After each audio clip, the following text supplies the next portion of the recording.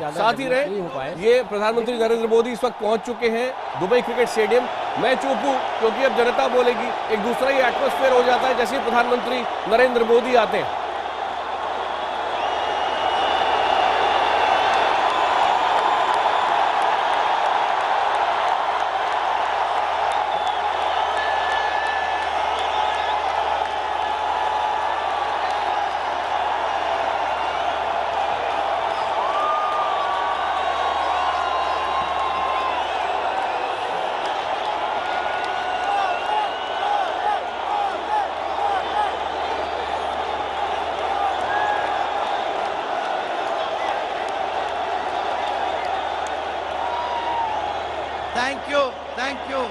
Thank you.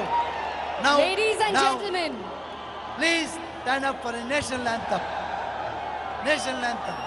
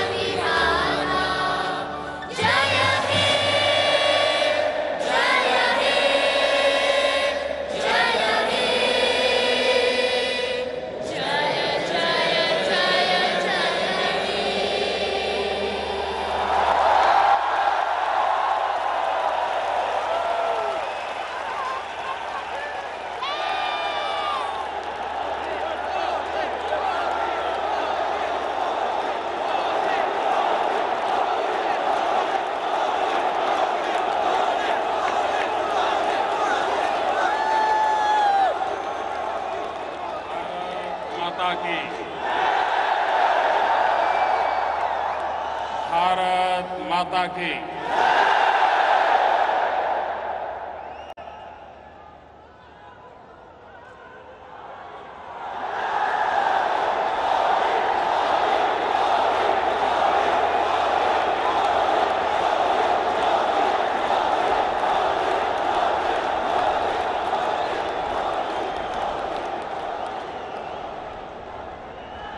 Dubai की धरती पर मैं आज मेरे सामने लघु भारत के दर्शन कर रहा हूं।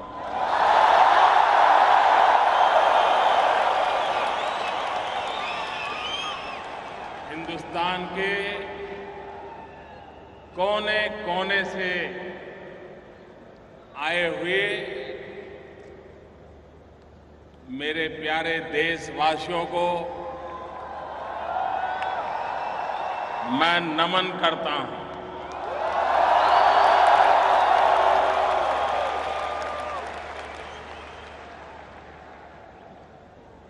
आप वे लोग हैं जिन्होंने परिश्रम की पराकाष्ठा करके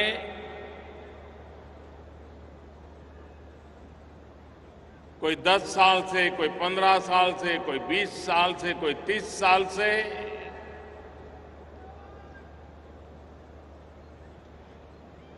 रोजी रोटी कमा रहे हैं, लेकिन साथ साथ भारत के गौरव को भी बढ़ाने में कभी पीछे नहीं रहे।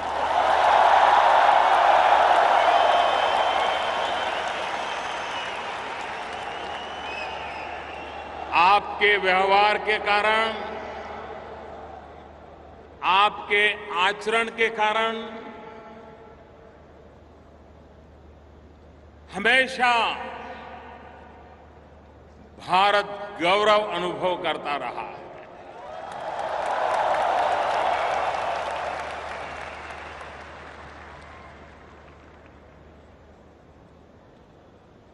भारत में अगर अधिक बारिश भी हो जाए तो दुबई में बैठा हुआ मेरा हिंदुस्तानी छाता खोल देता है।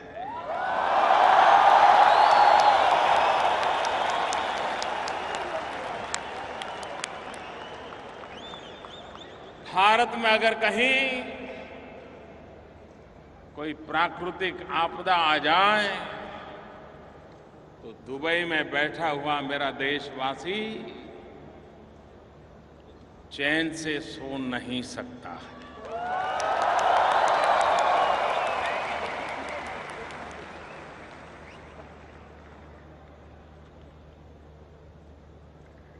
जब अटल बिहारी वाजपेयी देश के प्रधानमंत्री थे, भारत ने न्यूक्लियर टेस्ट किया था।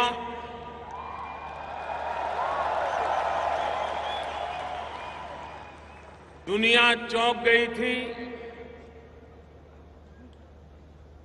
कुछ लोग गुस्से में आए थे और रातों रात भारत पर सैंक्शन लगा दिए गए थे। भारत को आर्थिक मुसीबतों में धकेल दिया गया था और तब वाजपेयी जी ने विश्व भर में फैले हुए भारतवासियों को आह्वान किया था देश की मदद करने के लिए। और आज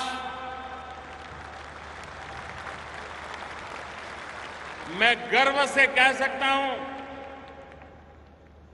कि वाजपेयी जी के उस आह्वान पर हिंदुस्तान की तिजोरी भरने में गल्फ कंट्रीज में जो मजदूरी का काम करते थे, उन मेरे भारतवासियों का सबसे बड़ा योगदान था।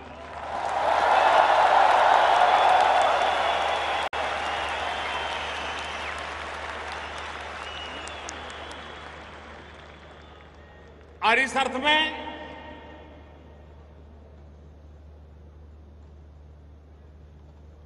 यहां बसा हुआ हर भारतवासी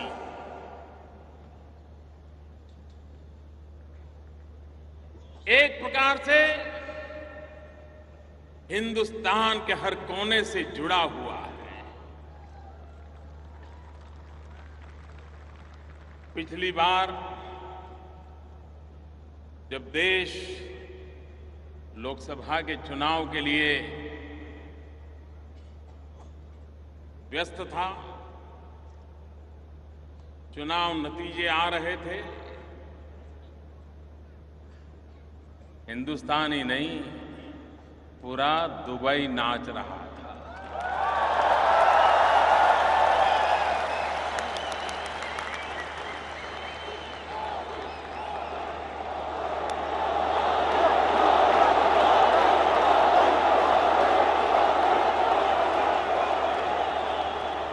ये प्यार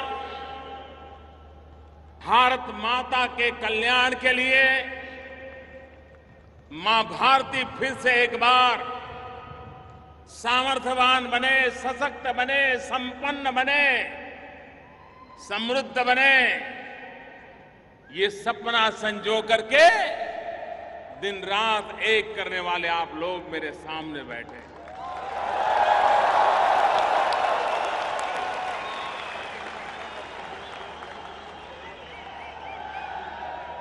भाइयों बहनों,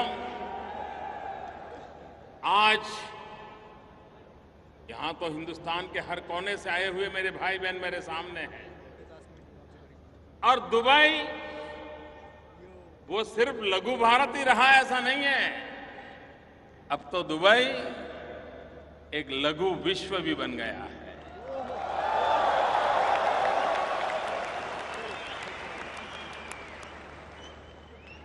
दुनिया के सभी देशों के लोग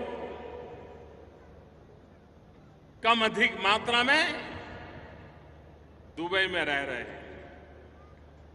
ठंडे से ठंडे प्रदेश के लोग भी ये 40-45 डिग्री तापमान में रहना पसंद करते हैं।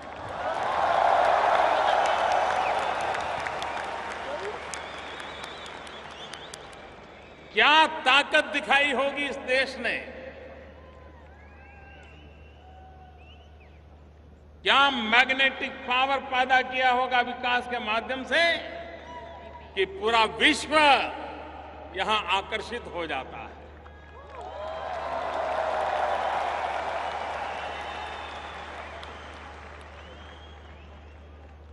हिंदुस्तान के हर कोने से आए हुए सभी देशवासियों ने अभी 2 दिन पूर्व 15 अगस्त भारत की आजादी का पर्व मनाया।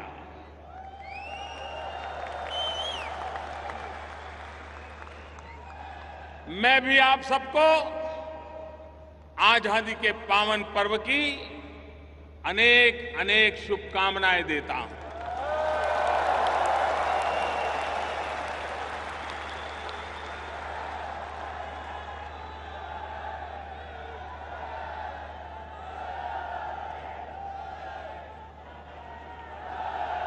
यहां केरल से आया हुआ भी समुदाय बहुत बड़ी मात्रा में है।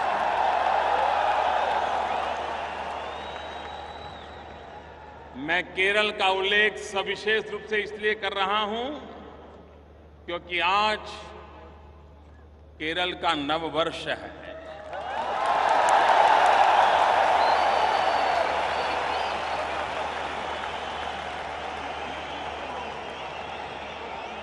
मलयाली,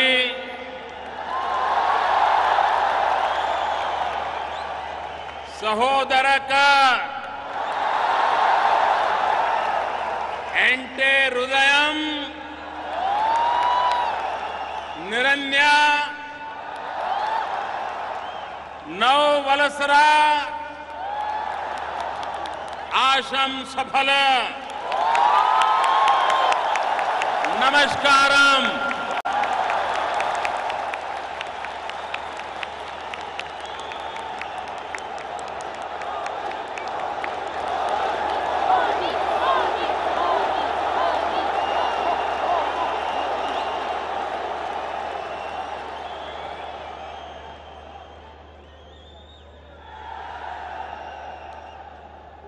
हर हफ्ते हिंदुस्तान से 700 से भी ज्यादा फ्लाइट यहां आती हैं।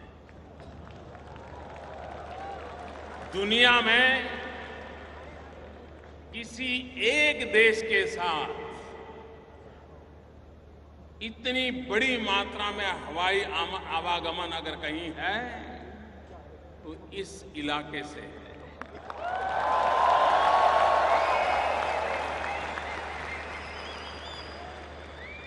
हर हफ्ते 700 से भी अधिक फ्लाइट आती है, लेकिन भारत के प्रधानमंत्री को यहां आने में 34 साल लग गए।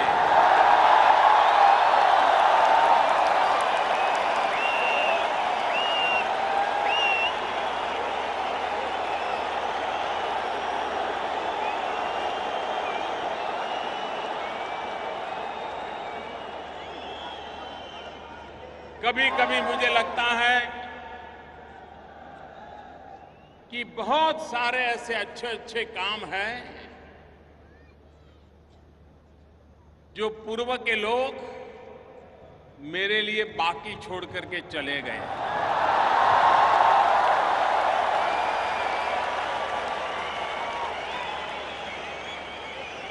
और इसलिए बहुत सारे बाकी रहे अच्छे काम करने का मुझे भाग्य मिला।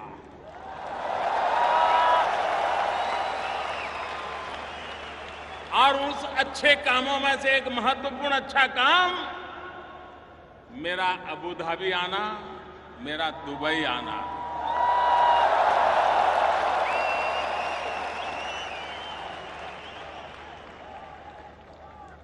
जिस प्रकार से ये मेरी पहली मुलाकात है, इसके पहले कभी मैं इस धरती पर, इस भूभाग पे नहीं आया, और 34 साल के बाद प्रधानमंत्री के रूप में कोई आए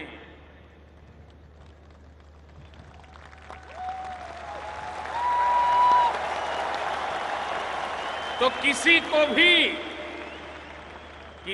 भी नाराजगी व्यक्त करने का हक बनता है। हक बनता है कि नहीं बनता है? बनता है कि नहीं बनता है? लेकिन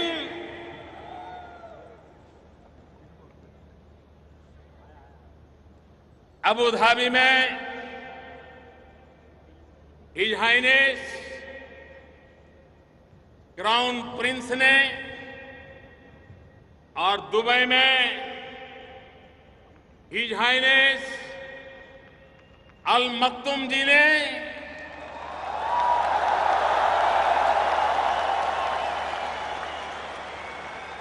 नाराजगी नहीं दिखाई।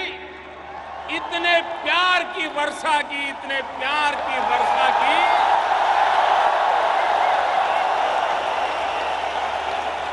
मैं उनके इस प्यार को कभी भूल नहीं पाऊंगा।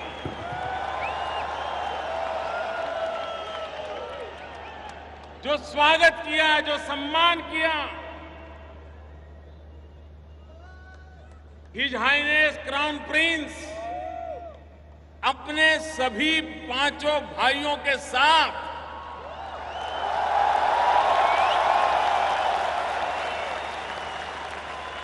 एयरपोर्ट पर लेने के लिए आए।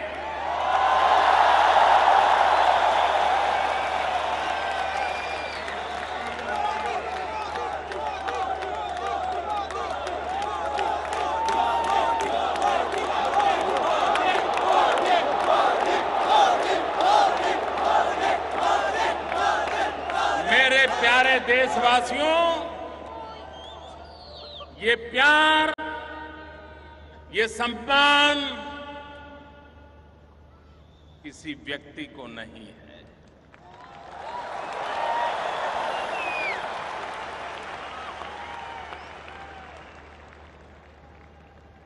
ये 125 करोड़ देशवासियों का सम्मान है।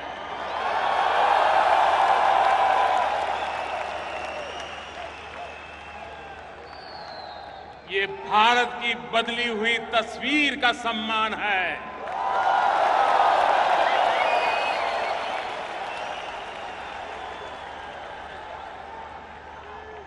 भारत जिस प्रकार से दुनिया में अपनी जगह बना रहा है, उस बदले हुए हालात का सम्मान है।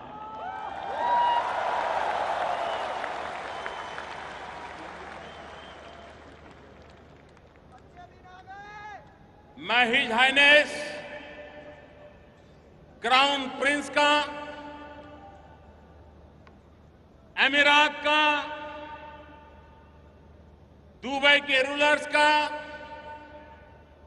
हृदयपूर्वक बहुत बहुत आभार व्यक्त करता हूं।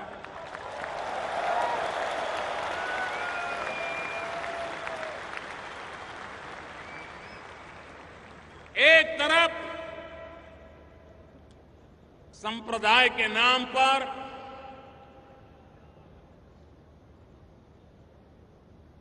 आतंकवाद के खेल खेले जाते हुए निर्दोषों को मौत के घाट उतार दिया जाता, पूर्णतया चिंता का माहौल हो, ऐसे समय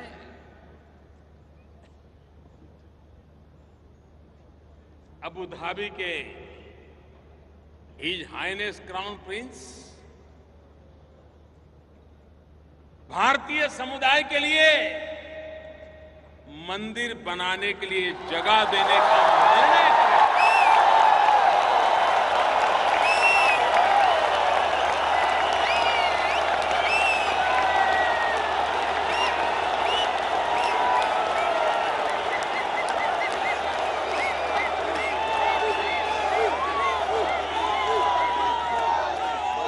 जो लोग अबू धाबी से परिचित हैं, उन्हें पता है कि निर्णय कितना बड़ा है। ये सौगात कितनी बड़ी है। आप मुझे बताइए, सभी देशवासियों ने उनका विशेष रूप से अभिनंदन करना चाहिए कि नहीं करना चाहिए? मैं आज सबसे आग्रह करता हूं, तालियों की गूंज से क्राउन प्रिंस का अभिनंदन कीजिए।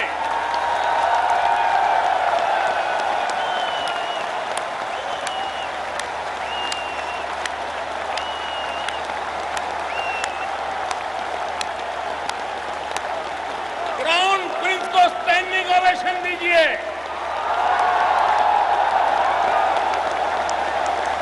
उनका अभिनंदन कीजिए।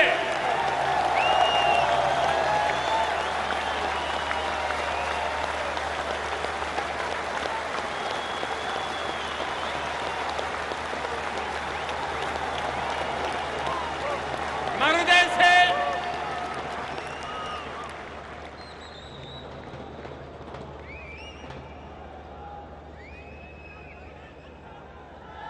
उनका अभिनंदन करता हूं।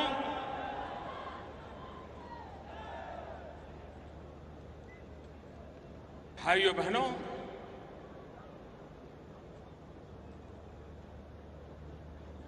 दो दिन की मेरी यात्रा में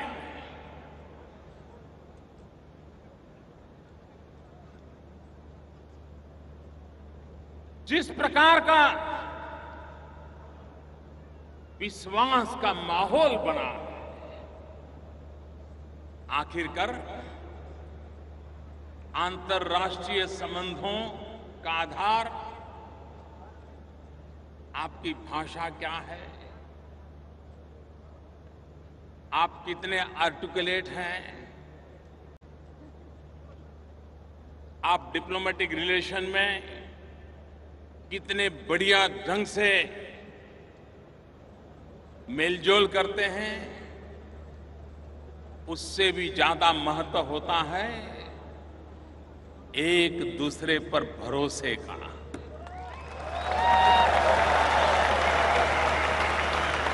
अंतर्राष्ट्रीय संबंधों में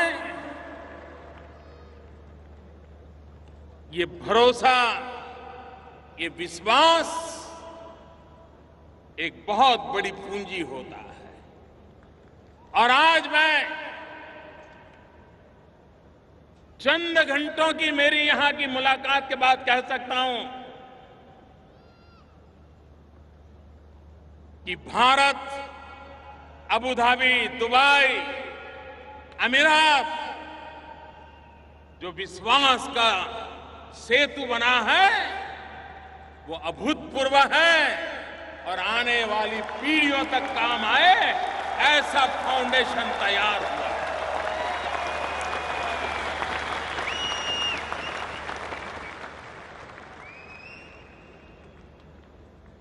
आज मुझे खुशी हुई कि जब आज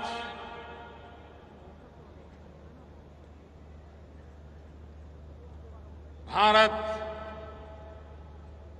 और अमीरात के बीच जो ज्वाइंट स्टेटमेंट आया है, आपको भी खुशी होगी जान करके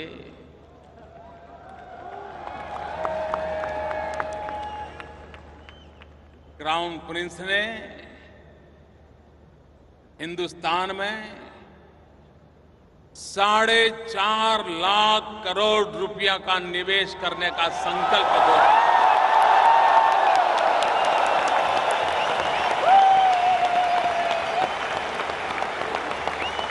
$4.5 लाख करोड़ रुपया कितना कितना कितना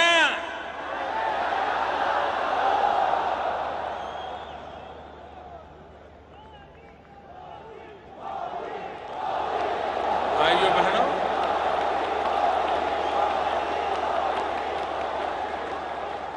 अगर आप पर किसी का भरोसा न हो तो कोई 10 रुपया भी आप पर लगाने के लिए तैयार होगा क्या?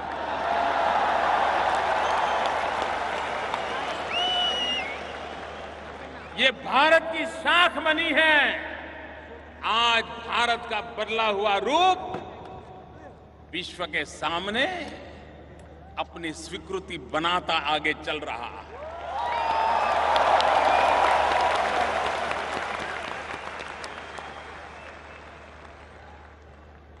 आज अमीरात और भारत की तरफ से आतंकवाद के खिलाफ 2 टूक शब्दों में बिना लाग लपेट और किसी की परवाह किए बिना साफ साफ शब्दों में संकेत दे दिए गए।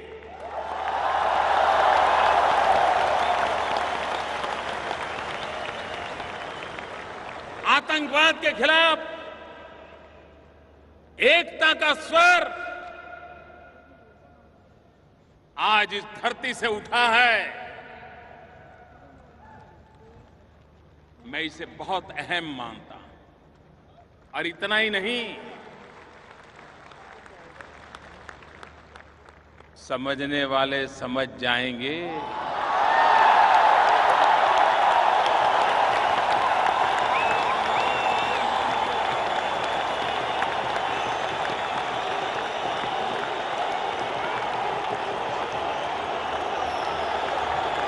अक्लमंद को इशारा का भी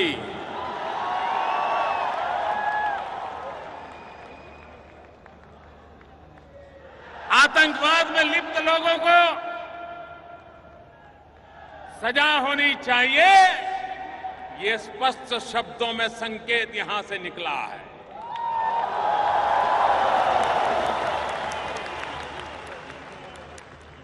मैं आज यहां के शासकों का इसलिए भी आभारी हूं कि उन्होंने यूनाइटेड नेशंस जब अपने 70 साल मनाने जा रहा है तो यहां से कहा गया है और भारत की एक बात का खुला समर्थन किया गया है कि भारत को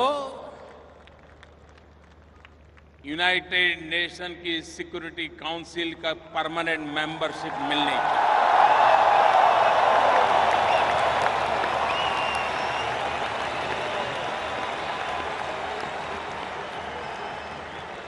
मैं आभारी हूं उनका। इससे भी आगे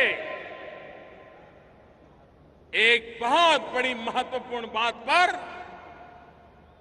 आज भारत की लंबे अरसे से एक पोजीशन है,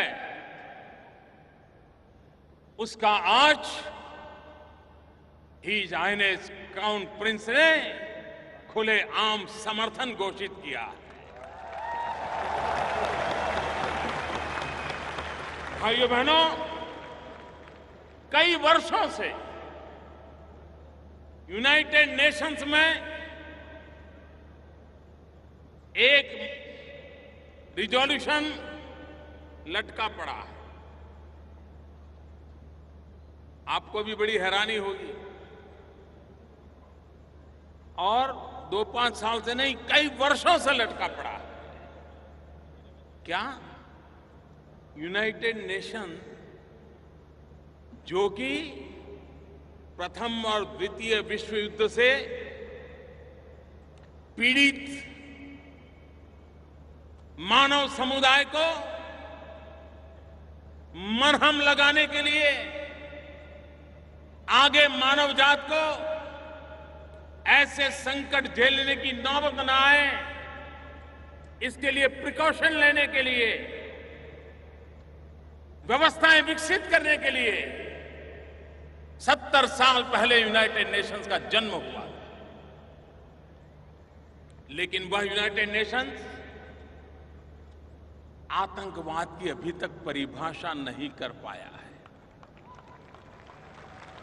आतंकवाद किसको कहे, आतंकवादी किसको कहे, आतंकवाद को समर्थन करने वाले कौन माने जाए, किस देश को आतंकवाद का समर्थक माना जाए, किस देश को आतंकवाद का समर्थक न माना जाए। और इसलिए comprehensive convention on international terrorism, इसका निर्णय करने का प्रस्ताव लंबे अरसे से यूनाइटेड नेशन में लंबित पड़ा हुआ है। भारत ने एक पोजीशन ली है सालों से, ये प्रस्ताव पर चर्चा हो जाए, निर्णय होना चाहिए, लेकिन टाला जा रहा था। आज मुझे खुशी इस बात की है कि हिज हाइनेस क्राउन प्रिंस ने भारत की स्थिति का समर्थन किया है, भारत की पोजीशन का समर्थन किया है। और आतंकवाद के खिलाफ लड़ने के संबंध में आपने स्पष्ट संकेत दे दिए। न सिर्फ 4.5 लाख करोड़ रुपए का पूंजी निवेश की बात नहीं है, ये एक निश्चित दिशा में कंधे से कंधा मिलाकर के चलने का एक प्रकार का संकेत इस जॉइंट स्टेटमेंट में।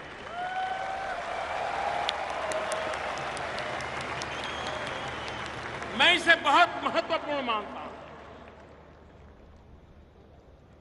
भाइयों बहनों, आप तो सालों से बाहर है, आज भारत का नाम सुनते ही आपके सामने खड़े हुए व्यक्ति की आंखों में चमक आती है कि नहीं आती है? आपका माथा गर्व से ऊंचा होता है कि नहीं होता है? आपका सीना तन जाता है कि नहीं तन जाता है? एक गर्व महसूस करते हैं कि नहीं करते हैं? भाइयों बहनों, आज दुनिया का हिंदुस्तान की तरफ देखने का नजरिया पूरी तरह बदल चुका है, और उसका एक कारण, क्या कारण है?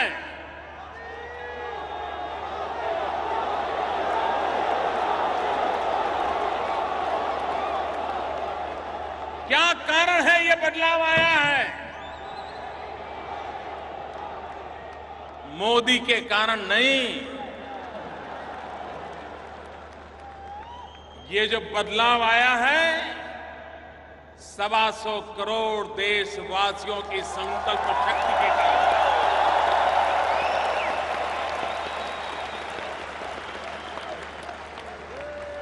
125 करोड़ देशवासियों ने 2014 मई महीने में 30 साल के बाद पूर्ण बहुमत वाली सरकार चुनी।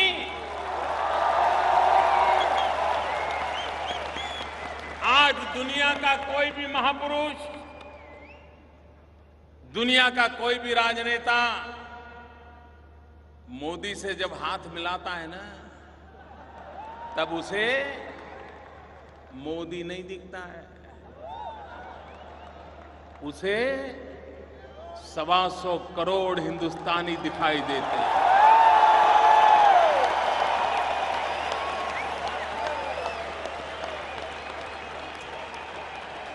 दुनिया की तेज गति से बढ़ रही इकोनॉमी दिखाई दे रही है। भाइयों बहनों, पिछले दिनों IMF हो, वर्ल्ड बैंक हो, मूडी हो, विश्व की जितनी भी आर्थिक पैमाने पर रेटिंग इंस्टीट्यूशंस हैं, सब किसी ने एक स्वर से कहा है कि आज दुनिया में बड़े देशों में सबसे तेज गति से अगर आर्थिक सुधार हो रहा है, तेज गति से ग्रोथ हो रहा है, तो उस देश का नाम है, उस देश का नाम है, मुझे बताइए सीना तन जाएगा नहीं तन जाएगा, माथा ऊंचा होगा कि नहीं होगा? एक साल के भीतर भीतर ये बदलाव आया है। भाइयों बहनों, हमने मेक इन इंडिया कुछ महीने पहले इस अभियान का प्रारंभ किया। दुनिया को मैं कह रहा हूं, मेक इन इंडिया। आइए, हिंदुस्तान एक ऐसा देश है जो संभावनाओं से भरा हुआ है। अपॉर्चुनिटीज ही अपॉर्चुनिटीज हैं। ये एक ऐसा भाग्यशाली देश है जिसके पास 65% जनसंख्या, 65% पॉपुलेशन 35 साल से कम उम्र की है।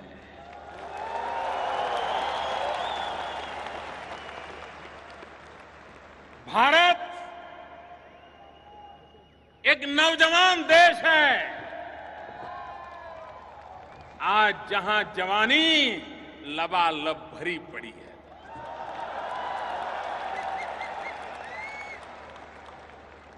और विश्व वहां आए, हमारे युवकों की शक्ति जुटाए, उत्पादन करे, दुनिया के बाजार में जाकर के बेचे। और आज ये कुछ ही महीनों का मामला है, फॉरेन डायरेक्ट इन्वेस्टमेंट FDI में 48% वृद्धि हुई है। 48%।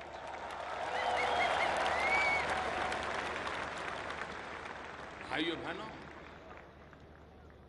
विकास को नई ऊंचाइयों पर ले जाने के लिए ईज ऑफ डूइंग बिजनेस का माध्यम हो, देश की युवा शक्ति में स्किल डेवलपमेंट का अभियान हो, आधुनिक भारत के निर्माण के लिए, डिजिटल इंडिया का सपना साकार करने के लिए दिन रात पुरुषार्थ चलता हो, तो विश्व का आना बहुत स्वाभाविक है मेरे भाइयों बहनों, बहुत स्वाभाविक है।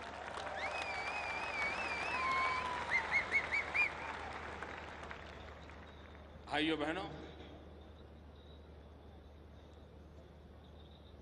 आज दुनिया जिस आतंकवाद के नाम सुनते ही कांप उठती है, एक नफरत पैदा होती है।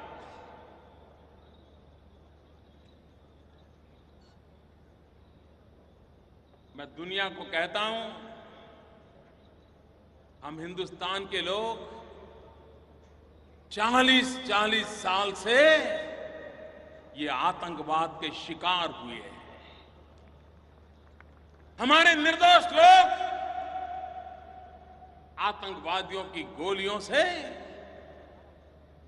भून दिए गए हैं, मौत के घाट उतार दिए गए। और जब कभी मैं विश्व के लोगों के साथ आज से 25-30 साल पहले कभी मुझे बात करने का अवसर मिलता था, तो वे आतंकवाद समझने की उनकी क्षमता ही नहीं थी। कभी मैं आतंकवाद की बात करता था तो वो मुझे कहते थे कि ये तो आपका पुलिसिंग का प्रॉब्लम है, लॉ एंड ऑर्डर का प्रॉब्लम है। अब उनको समझ आ गया है कि आतंकवाद का कितना भयंकर रूप होता है। आतंकवाद को कोई सीमाएं नहीं होती हैं।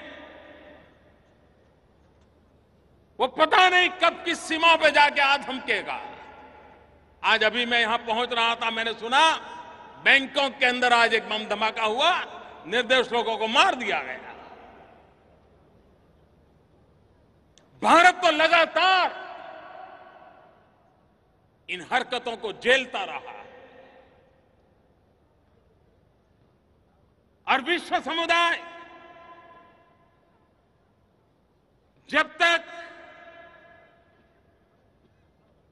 आतंकवाद की मानसिकता वाले देशों को,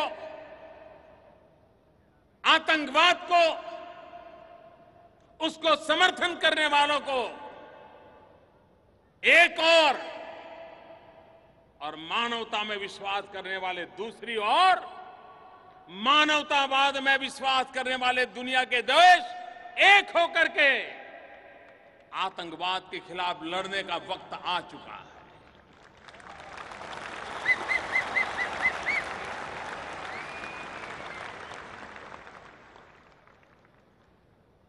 good Taliban, bad Taliban, good terrorism, bad terrorism, ये अब चलने वाला नहीं है।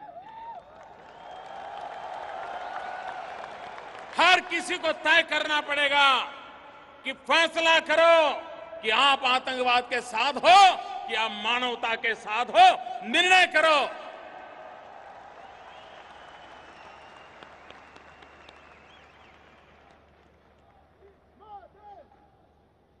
भारत को तो आज भी आए दिन इन नापाक हरकतों का शिकार होना पड़ता है।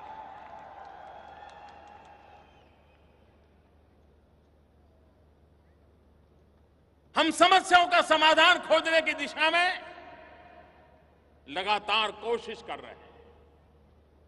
यहां बहुत कम लोगों को पता होगा कि भारत की आजादी के पहले से नागालैंड में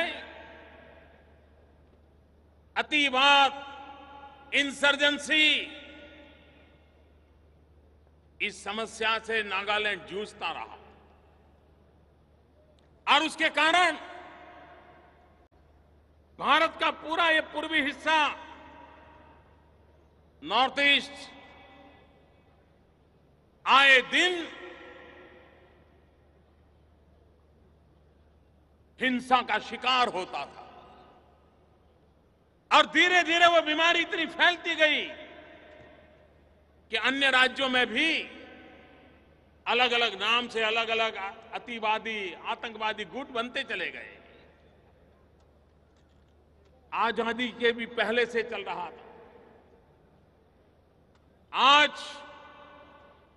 मैं बहुत संतोष के साथ मेरे देशवासियों आपको कहना चाहता हूं कि अभी 1 महीने पहले नागालैंड के इन गुटों के साथ जो कभी हिंसा में विश्वास करते थे, जो शस्त्रों को लेकर के गतिविधि चलाते थे,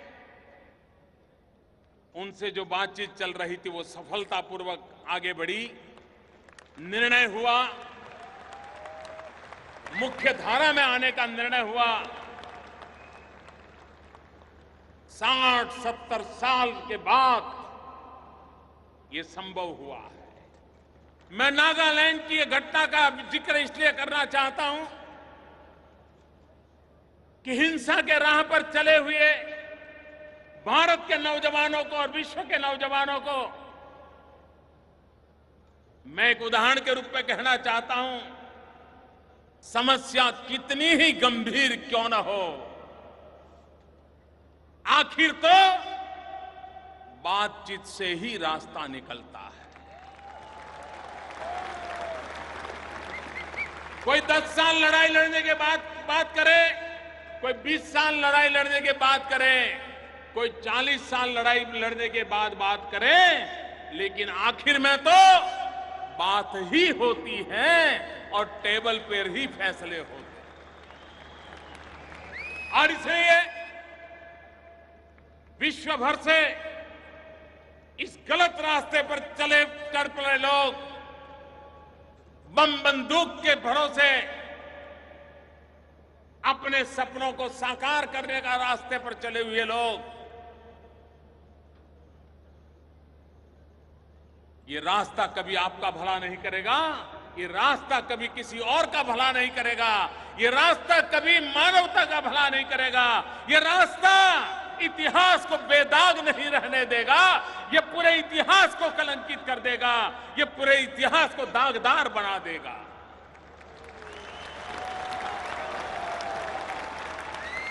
और इसलिए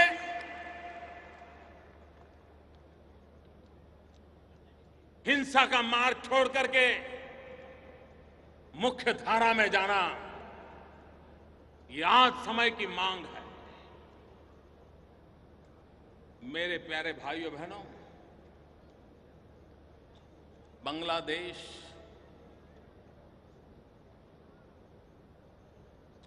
उन्नीस 1947 में भारत का विभाजन हुआ, 1947। तब से पूर्व पाकिस्तान, पश्चिम पाकिस्तान थे उस समय। पूर्वी पाकिस्तान जो आज बांग्लादेश बना, भारत और उनके बीच सीमा का विवाद चल रहा था,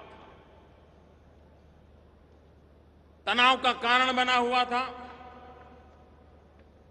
आशंकाओं का कारण बना हुआ था। घुसपैठ के लिए एक सुविधाजनक स्थिति बनी हुई थी। आप सबके आशीर्वाद से हिंदुस्तान ने बीड़ा उठाया, सबने मिलकर के बीड़ा उठाया कि समस्या का समाधान करना है, बातचीत से करना है। मैं पिछले सितंबर में बांग्लादेश के राष्ट्रपति शेख हसीना जी से मिला था और मैंने उनको वादा किया था कि मुझ पे भरोसा कीजिए और मुझे थोड़ा समय दीजिए। उन्होंने कहा कि मेरे पास भरोसा रखने के सिवाय है भी क्या।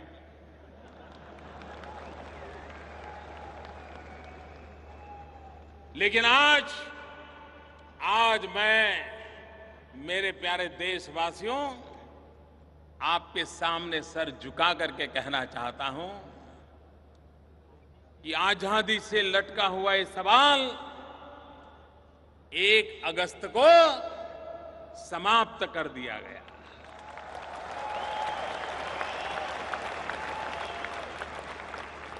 सीमा निर्धारित हो गई, जिनको बांग्लादेश जाना था बांग्लादेश चले गए, जिनको भारत आना था भारत आ गए। हम लोग तो 15 अगस्त 1947 को आजाद हो गए थे। भारत के नागरिक के नाते गौरवगान करने लगे थे। लेकिन ये हमारे भाई बहन अभी 1 अगस्त 2015 को भारत की भूमि पर आजादी का श्वास लेने का उन्हें सौभाग्य मिला। भारत की संसद में सर्वसम्मति से सभी राजनीतिक दलों ने साथ दिया और सर्वसम्मति से फैसला हुआ, बातचीत के माध्यम से फैसला हुआ। ये छोटी मोटी उपलब्धि नहीं है मेरे भाइयों बहनों। और मैं औरों को भी हमेशा कहता हूं, अड़ोस पड़ोस के देशों को भी कहता रहता हूं,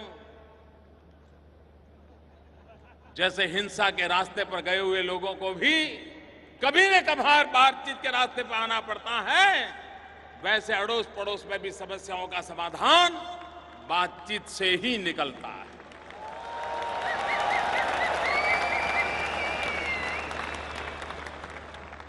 अंतर्राष्ट्रीय संबंधों में आज भारत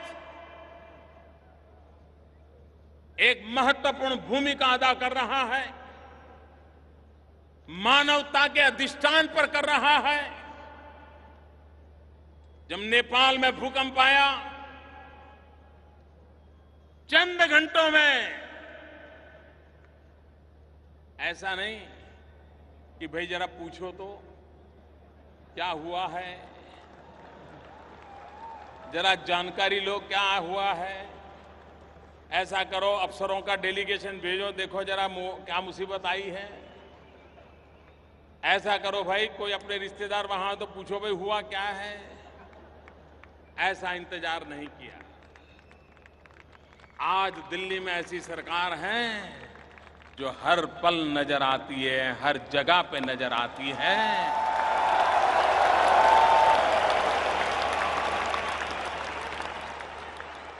और चंद घंटों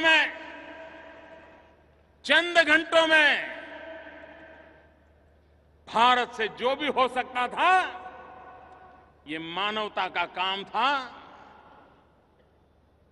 नेपाल के चरणों में जाकर के हमारे लोग बैठ गए और उनकी सेवा में लग गए और आज भी सेवा चालू है।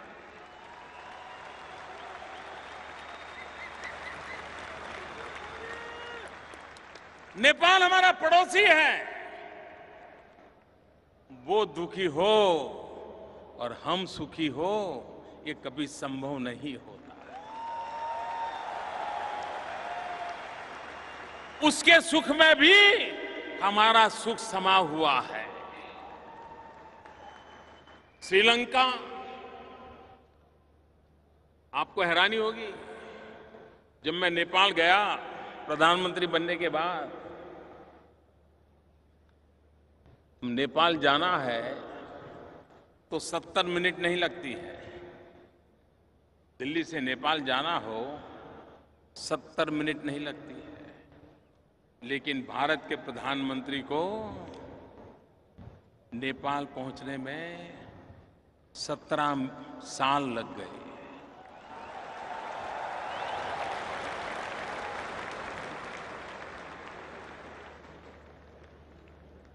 फिर से हम गए, संबंधों को फिर से जोड़ा, अपनापन। आज नेपाल भारत पे भरोसा कर रहा है, भारत नेपाल का सुख दुख का साथी बना है। श्रीलंका, राजीव गांधी जब प्रधानमंत्री थे, उसके बाद कोई प्रधानमंत्री की स्टैंड अलोन विजिट नहीं हुई थी। कितने साल बीते। हमारा पड़ोसी है। आए दिन हमारे तमिलनाडु केरल के मछुआरे और उनके मछुआरे आपस में भिड़ जाते हैं। लेकिन उधर कोई जाता नहीं था। हम गए। इतना ही नहीं, जाफना जहां 20-20 साल तक बम और बंदूक का ही कारोबार चलता था, उस जाफना में जाकर के उन दुखियारों के आंसू पोंछने का काम करने का सौभाग्य मुझे मिला।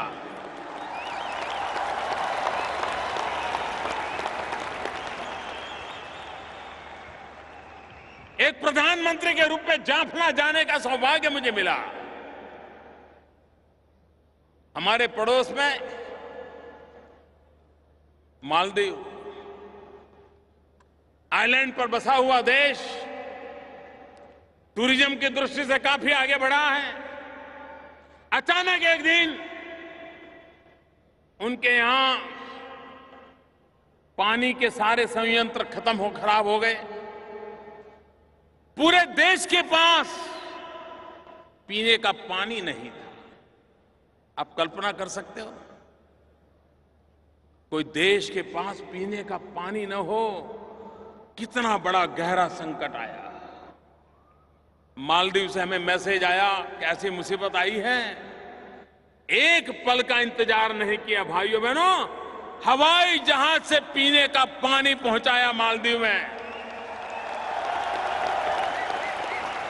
दूसरे दिन स्टीमर से पानी पहुंचाना शुरू कर दिया। और जब तक उनके वो मशीन चालू नहीं हुई, पानी की व्यवस्था दोबारा पुनर्जीवित नहीं हुई, हमने मालदीव को प्यासा नहीं रहने दिया।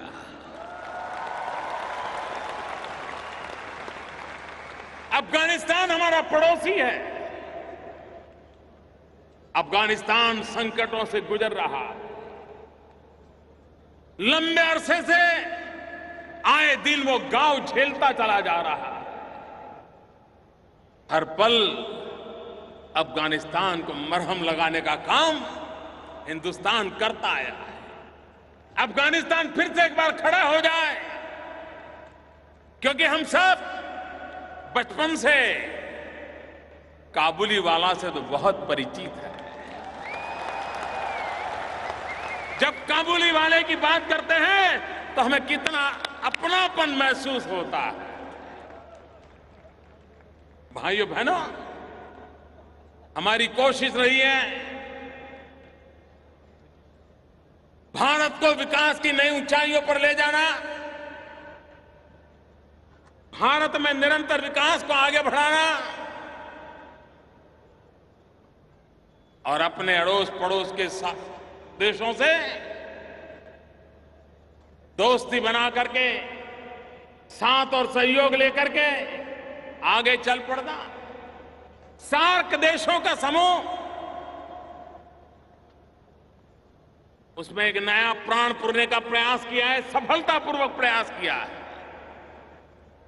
वरना पहले सार्क देशों के मंच का उपयोग तू मैं के लिए होता था, कभी भारत को घेरने के लिए होता था। आज सार्क देशों के लोग जितने साथ चल सकते हैं उनको लेकर के इन सार्क इकाई को विकास की नई ऊंचाइयों पर ले जाने का सपना हमने देखा है। हमने घोषित किया है कि 2016 में हम अवकाश में एक सार्क सैटेलाइट छोड़ेंगे जिसकी सेवाएं सार्क देशों को मुफ्त में देंगे, जो शिक्षा के काम आए, जो आरोग्य के लिए काम आए, जो किसानों को काम आए, जो मछुआरों को काम आए, सामान्य जन को काम आए। अभी हम बीच में सोच रहे थे कि सार्क देश कनेक्टिविटी के लिए गंभीरता से सोचें, और हम जानते हैं आज विकास में कनेक्टिविटी का महत्व बहुत है। आप समुद्री मार्ग से जुड़िए या रेल मार्ग से जुड़िए या रोड मार्ग से जुड़िए, जुड़ना जरूरी है। यूरोप के देशों को यह लाभ मिला हुआ है। एक देश से दूसरे देश चले जाओ, पता तक नहीं चलता देश कब बदल गया। क्या यह सार्क देशों के बीच नहीं हो सकता है? हमने मिलकर के सामूहिक निर्णय करने का प्रयास किया नेपाल में, लेकिन आप जानते हैं कुछ लोगों को जरा तकलीफ होती है।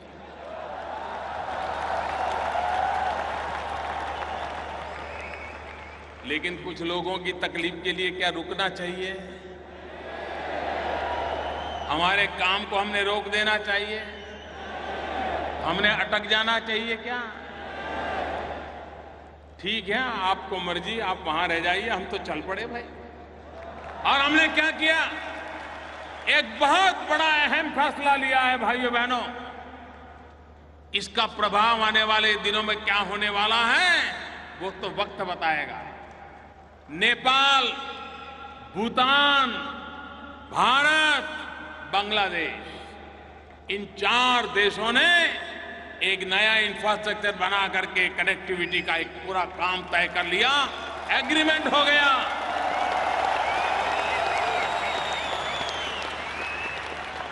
ये आगे चल करके नॉर्थ ईस्ट से जुड़ेगा, वहां से ये म्यांमार से जुड़ेगा, वो इंडोनेशिया, थाईलैंड, पूरब हिंदुस्तान, पूरब के विश्व की तरफ भारत को कनेक्टिविटी की एक ताकत देगा।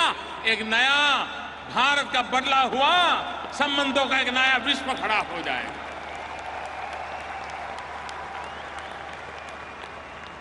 भाइयों बहनों, एक निश्चित समझ के साथ भारत अपनी भूमिका भी अदा करे। भारत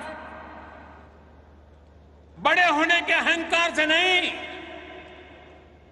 हर किसी के साथ कंधे से कंधा मिलाकर के चलना चाहता है। विकास की नई ऊंचाइयों को पार करना चाहता है। भारत में नौजवानों को रोजगार मिले, हमारे कृषि में सेकंड ग्रीन रिवॉल्यूशन हो, हमारा पूर्वी हिंदुस्तान, चाहे पूर्वी उत्तर प्रदेश हो, चाहे बिहार हो, चाहे पश्चिम बंगाल हो, चाहे आसाम हो, चाहे नॉर्थ ईस्ट हो, चाहे उड़ीसा हो, ये हमारा जो इलाका है, ये मानना पड़ेगा कि वहां विकास की ज्यादा जरूरत है। अगर वहां पर विकास हो गया और हिंदुस्तान का पश्चिमी छोर और पूरब का छोर बराबर हो गए तो भारत बहुत तेज गति से दौड़ने लग जाएगा। और इसलिए भारत के इस पूर्वी छोर पर आर्थिक विकास का एक नया अभियान हमने चलाया है, इंफ्रास्ट्रक्चर खड़ा करने का अभियान चलाया है, फर्टिलाइजर के कारखाने शुरू कर रहे हैं, गैस की पाइपलाइनें लगानी है, बिजली पहुंचानी है। आप मुझे बताइए, आजादी के इतने सालों के बाद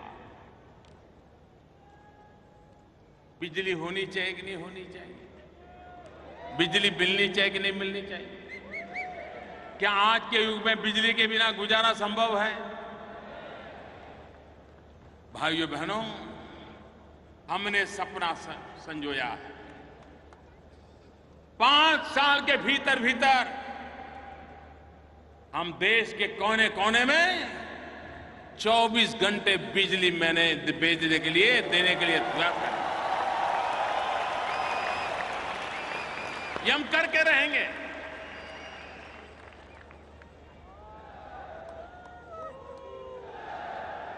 दुबई में रहने वाले मेरे प्यारे भाइयों बहनों, हमने एक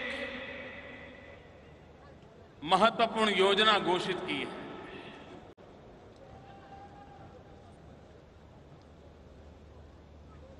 हमारे देश में लोगों को पहले बैंक अकाउंट नहीं थे, हमने हर हिंदुस्तानी का बैंक अकाउंट खोल दिया।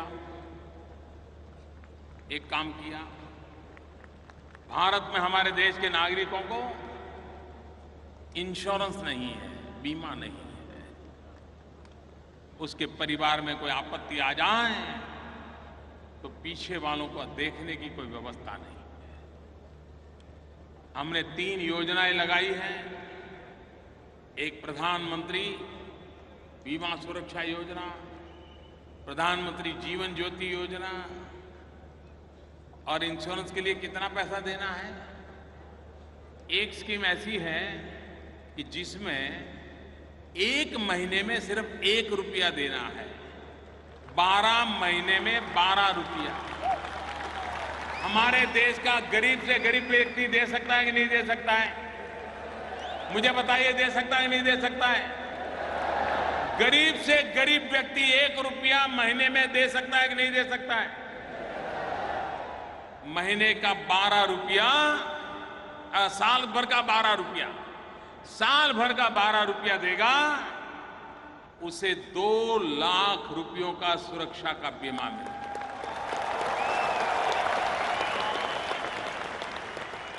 दूसरी योजना है जिसमें उसे और भी मददें मिलेगी, वो है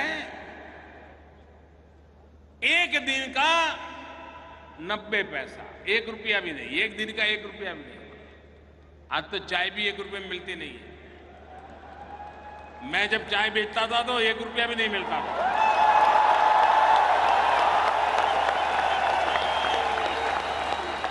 लेकिन आज 1 रुपये में चाय नहीं मिलती है। 1 दिन का 90 पैसा, साल भर के 330 रुपए, और उसे भी ये सुरक्षा कवच मिलेगा। नेचुरल मृत्यु होगा, नेचुरल, अकस्मात नहीं हुआ है, सहज, तो भी उसके परिवार को 2 लाख रुपया मिलेगा।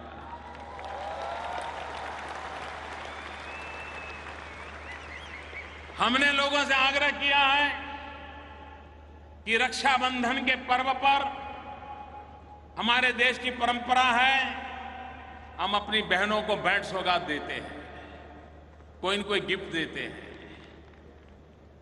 मैं मेरे गल्फ कंट्रीज में रहने वाले मेरे प्यारे भाइयों बहनों का आग्रह करता हूं, इस बार राखी के त्योहार पर आप अपनी बहन को ये जीवन सुरक्षा योजना दे दीजिए। अगर आप 600 रुपया बैंक में फिक्स डिपॉजिट करा दोगे तो हर साल उसको 12 रुपये से ज्यादा इंटरेस्ट मिलेगा, कटता जाएगा, और आपकी बहन को 2 लाख रुपए का सुरक्षा का कवच मिल जाएगा।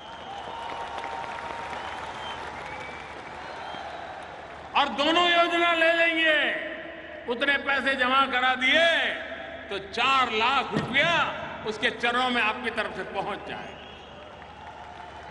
भाइयों बहनों, हमने समाज जीवन को एक सुरक्षित बनाना,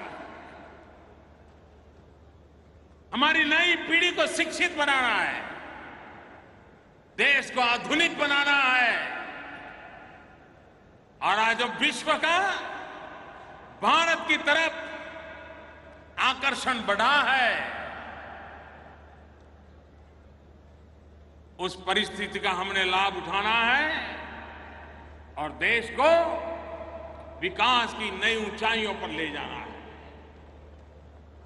मेरे प्यारे भाइयों बहनों, आपने मुझे जो सम्मान दिया, प्यार दिया, पूरा हिंदुस्तान आपको देख रहा हो।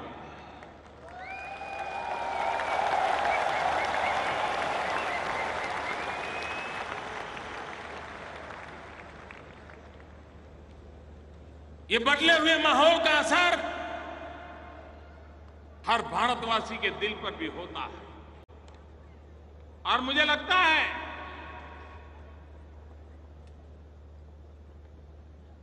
कि विश्व भर में जो हमारा भारतीय समुदाय पहुंचा है, उस भारतीय समुदाय को भी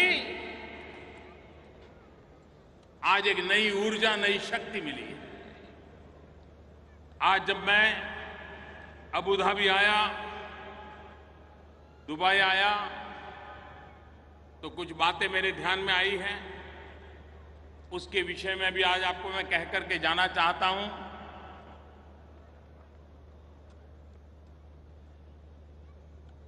एम्बेसी के संबंध में, काउंसिल के संबंध में आपकी शिकायतें रहती हैं? नहीं रहती है? नहीं रहती है तो अच्छी बात है, लेकिन अगर रहती है तो भारत सरकार ने मदद नाम का एक ऑनलाइन प्लेटफॉर्म बनाया है। इस मदद नाम के ऑनलाइन प्लेटफॉर्म का उपयोग दुनिया भर में फैले हुए हमारे भारतीय भाई बहन उसका उपयोग कर सकते हैं ताकि आपकी बात आगे पहुंच सकती है। मोबाइल फोन के द्वारा भी आप उनका संपर्क कर सकते हैं। एक दूसरा काम किया है, ई माइग्रेट पोर्टल शुरू किया गया है, जिसके द्वारा इस प्रकार से हमारे प्रवासी भारतीयों को कोई शिकायत हो, कोई कठिनाई हो, तो उनको इमिग्रेशन ऑफिस के चक्कर काटने नहीं पड़ेंगे। ये ई माइग्रेट पोर्टल पर अपनी बात रख करके वो मदद ले सकता है, इसकी एक व्यवस्था की गई है, क्योंकि यहां दूर दूर से आपका वहां जाना बहुत तकलीफ होती है।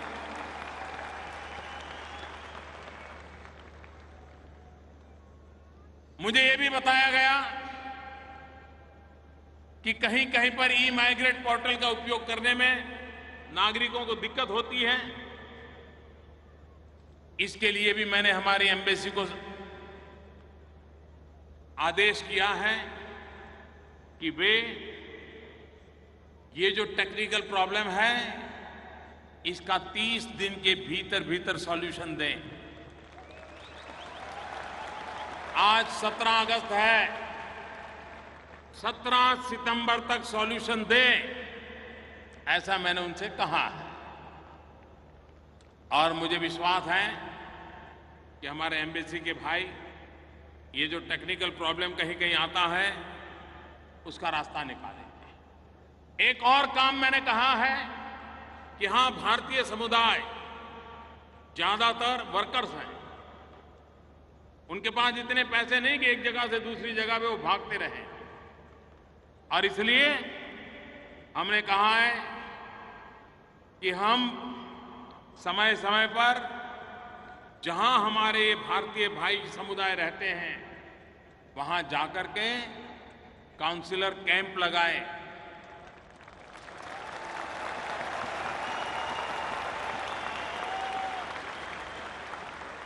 महीने में एक बार, 2 महीने में एक बार, और वहीं जाकर के उनसे बैठे, बातचीत करें और उनकी समस्या के समाधान के लिए योग्य व्यवस्था करें। मैं यहां ये बातें इसलिए कह रहा हूं कि ये भूभाग ऐसा है कि जहां मेरे गरीब तबके के भाई बहन रहते हैं, मजदूरी करने के लिए यहां आए हो। अमेरिका के लिए कुछ कर पाऊं या न कर पाऊं, लेकिन अगर आपके लिए नहीं कुछ करता तो मैं बेचैन हो जाता।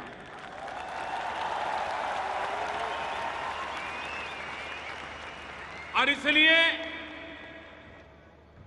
हमने एक और काम किया है। इन दिनों विदेशों में कभी कभी जाते हैं तो हमारे भारतीय भाई कभी कभी संकट में जाते, अचानक बीमारी आ गई, कुछ हो गया, कभी कोई कानूनी पचड़े में फंस गए, बेचारे जेल चले गए, तो दुनिया के बाहर कौन उनको देखने वाला, परिवार तो है नहीं। और इन हमारे कभी कभी मुसीबत में कोई परिवार आ जाए तो उनकी मदद करने के लिए Indian community welfare fund ICWF स्थापित किया गया है। सब दूतावासों को ये वेलफेयर फंड दिया गया है, और इसलिए ऐसी मुसीबत में कोई फंस गया हो तो उनको कानून की मर्यादा में रह करके जो मदद हो सकती है, कोई अगर जेल में बंद हुआ है तो कम से कम उसको खाना पीना मिल जाए, मानवता की दृष्टि से कोई व्यवस्था हो जाए, इन सारे कामों के लिए एक फंड की हमने व्यवस्था की है। हमने ये भी निर्णय किया है कि इस फंड के द्वारा दूतावास, काउंसिल में काउंसिलर सुविधाएं और अच्छी कैसे बने, जो नागरिकों की भलाई के लिए हो, उनके लिए भी इसका उपयोग किया जाएगा। जिनको कानूनी सलाह की जरूरत पड़ेगी और अगर वो खुद इसको करने के लिए स्थिति नहीं है, कभी कभार तो 1000-2000 का दंड बेचारा नहीं भर पाता, उसके कारण जेलों में सड़ता रहता है। ऐसे लोगों को मदद करके, भारतीय नागरिक होने के नाते उनको मदद करना, इसके लिए वेलफेयर फंड का उपयोग हो, ताकि वो संकटों से बाहर आ सकें। ये भी हमने व्यवस्था करने के लिए कहा है। मैं जानता हूं यहां पर स्कूलों में एडमिशन में कितनी दिक्कत होती है, आपके बच्चों को स्कूलों में पढ़ाई की कितनी दिक्कत होती है। मैंने यहां के संबंधित लोगों से बात कही है और मैंने कहा है कि अधिक स्कूलें कैसे बने, इसकी चिंता मैंने की है।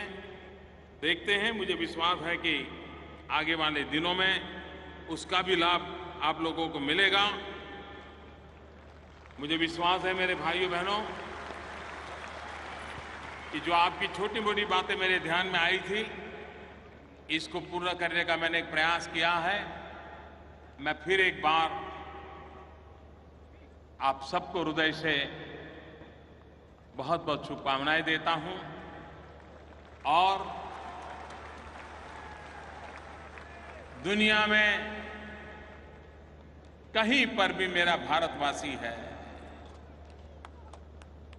तो हम पासपोर्ट का रंग नहीं देखते हैं।